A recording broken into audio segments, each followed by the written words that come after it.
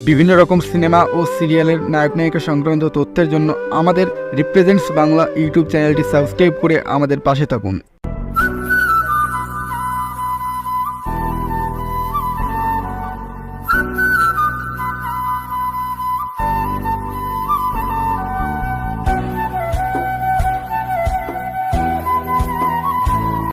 সর্বকালের সেরা সিরিয়ালের মধ্যে 10 নম্বরে আমরা রাখছি তুমি আসবে বলে সিরিয়ালটিকে। তুমি আসবে বলেই বসন্ত এসে পেরিয়েছে চৌকাঠ। একসময় স্টার জলসার জনপ্রিয় সিরিয়ালগুলির মধ্যে একটি ছিল এই সিরিয়ালটি, যার অন্যান্য সিরিয়ালের তুলনায় এই সিরিয়ালটির কাহিনী ছিল অন্য ধাঁচের।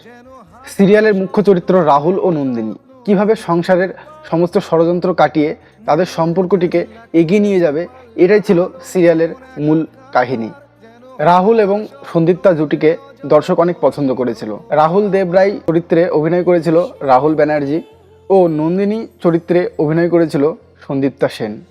এই সিরিয়ালটি শুরু হয় 2014 সালে এবং শেষ হয় 2016 সালে। সিরিয়ালটির কাহিনী এমন ছিল যে রাহুল ও নন্দিনী পড়তো একই কলেজে। রাহুল ছিল নন্দিনীর সিনিয়র।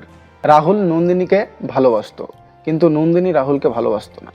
এরপর এক সময় নন্দিনীর বিয়ে হয়ে যায় এবং তার একটি মেয়ে হয়, এবং গাড়ির অ্যাক্সিডেন্টে নন্দিনীর স্বামী মারা যায়। রাহুল নন্দিনীর মেয়েকে খুব ভালোবাসতো, তাই নন্দিনীর মেয়ের ভালোবাসার টানে রাহুল নন্দিনীকে বিয়ে করে।